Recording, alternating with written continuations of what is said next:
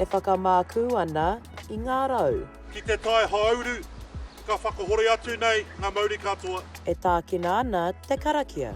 Ki tēnei taha, ka whakahore atu nei ngā Māori katoa. Kia hau mai ngā pau, arā ko Nukuroa, raua ko Tahumuri. The po that we chose was Nukuroa and Tahumuri, but I think the significance of them is they unite us as Ngāi Tahu whānui. We're the gateway of Ngāi Tahu, of Ngāi Tahu, and so it's really important for us to be able to show that symbolism of our migration, really. No te tau nei, I riro ai Te Rūnanga o Kaikōura, I te whakahaeretanga o te wāhi tōpuni, nā runga I te whakamoia a Ngāi Tahu I te rihitanga o te kaiwhiwhi o mua. I taua wā, I kōrero tahi mātou a Tahu News kia hariata kahu o te hokinga mai o te wāhi nei. I think the importance for us was to have that footprint on our whenua, to be able to manage a business which would bring future employment for our whānau, have a place for our whānau to be able to return home at an affordable cost. Yeah. Ināi nei, ko whai māka Te Rūnanga nei ki te wāhi tōpuni. Ko Ricky Manuel tērā, ko piri mai ki te whakawhanaketanga hou.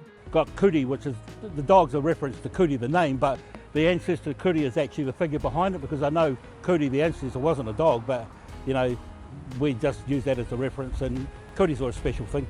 Ko te taututanga o ngā pau o ngā mahi toi, he timatatanga mā te wāhi tōpuni nei.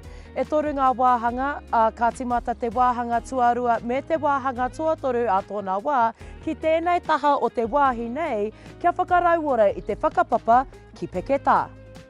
Stage 2 is really tracing the whakapapa of Tahumuri. What happens with that is the end product is actually Tū Haitara, and Tū Haitara was one of the last Kurī. After we took over Peketā Pā, we didn't actually occupy the pā until Tū Haitara came down, so the wave of Tū Haitara, and Tū Haitara became the rangatira on Peketā. So it's really tracing from Tahumuri right to the foothills of Peketā Pā. E hara I te mea ko ki katoa ngā whare o te wāhi tōpuni I ngā mahi toi.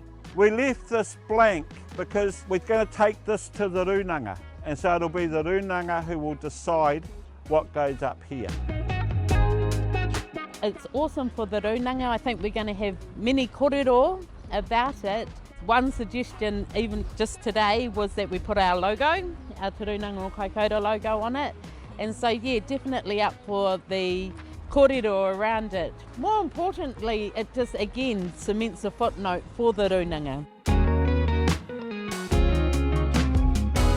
Tāre ana te wā, ka timata te whakawhanaketanga o te wāhanga tuarua me te wāhanga tuatoru, kia ora ai ngā kōrero o te takiwā nei.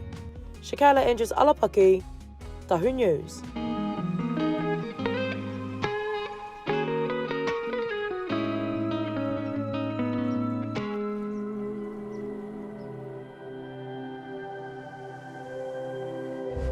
Ko te reo